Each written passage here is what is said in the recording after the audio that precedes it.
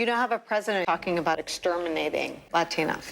100% pants on fire. The Havana syndrome. Headaches and a loud noise. Clearly acts of aggression, acts of war.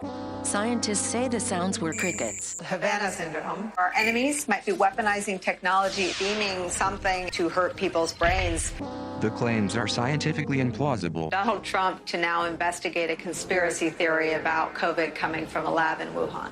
This theory needs to be investigated, which is what President Biden is doing. Hunter Biden's laptop reveals emails. We shouldn't look at it as anything other than a Russian disinformation operation. The Hunter Biden laptop material is genuine. The murder of a police officer, Officer Brian Sicknick, was killed in the line of duty. They beat a Capitol police officer to death. Officer Sicknick died of natural causes. The Steele dossier. It may be dirty, but it ain't fake.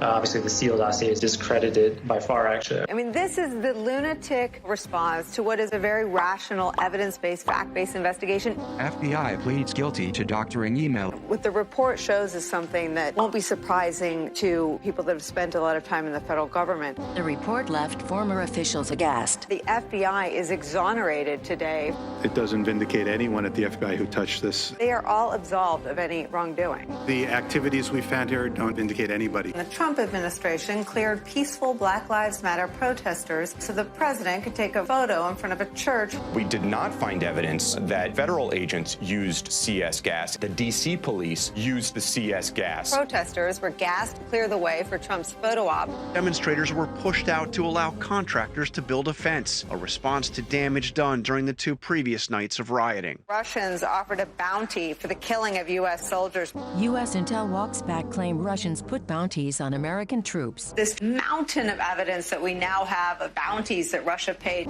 The Biden White House acknowledged there was little evidence. January 6th committee's investigation into a 7-hour, 37-minute gap, possible cover-up in the records of calls, and it is no coincidence. The call logs are complete with no missing pages. The gap is explained by use of White House landlines and cell phones. These are the facts. Let that sink in.